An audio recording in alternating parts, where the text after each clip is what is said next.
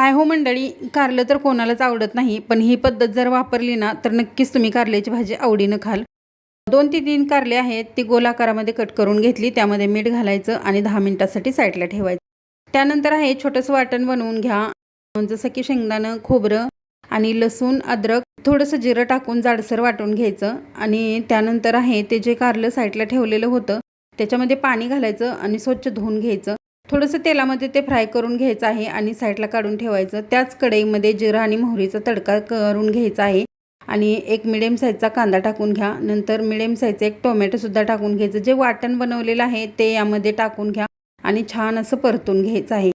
त्यानंतर अगदी बेसिक मसाले घालायचे आहेत, जसं की हळद, धना पावडर, जिरा पावडर, कांदा लसूण मसाला, काश्मीरी पावडर आणि मीठ घालायचं आणि व्यवस्थित असं मिक्स करून घ्यायचं आहे.